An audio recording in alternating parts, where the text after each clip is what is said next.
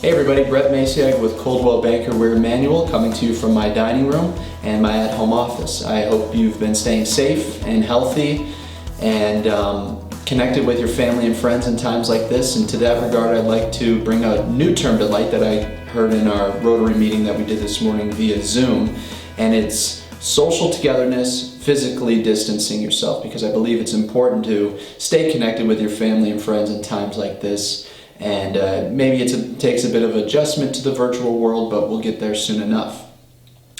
I'd like to answer some questions in regards to the real estate market and where things are now and where we see them going. Everything that's in process or pending currently is moving forward, business as usual.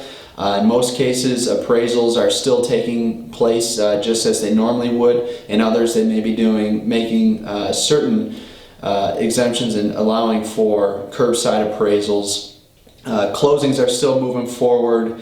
Some closing offices have even offered to do curbside closing. If you're not comfortable coming inside of the office, they can come to your car for you.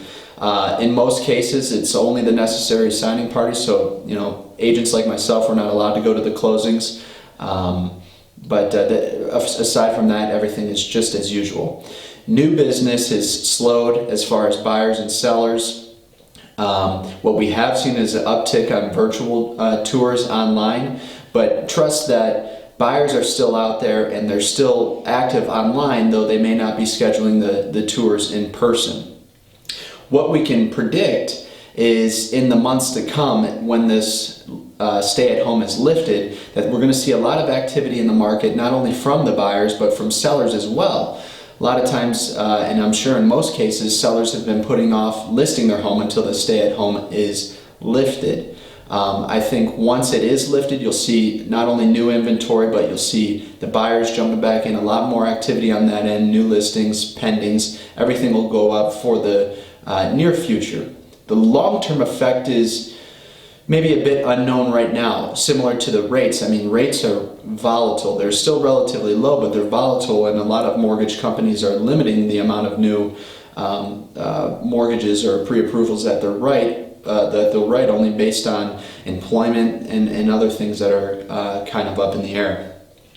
So the long-term effect is unknown, but what we do know now is that inventory in Wayne County is up 2.7% from where it was this time last year, which is good. It's one of 6 Metro Detroit counties that actually had, one of 2 of the 6 Metro Detroit counties that actually had an increase in inventory since last year. The other 4 had a decrease, most notably Oakland County down 6%. But in these counties where we're seeing a decrease in inventory, we're actually seeing an increase in price, and it makes sense. Some of those counties like Macomb County, we saw an uptick in 9% from the median sales price year over year, which is great for sellers. So it's good to see that markets like this are starting to balance. We've still got a lot of activity on the buy side, but maybe now it's a good opportunity for sellers to get back in and capitalize on those higher prices. So I'm sure once the stay-at-home is lifted, we'll see a lot of activity.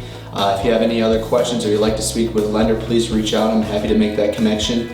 And remember, social togetherness, physical distancing. Take care, and we'll see you at the next episode of the Real Estate Market Update.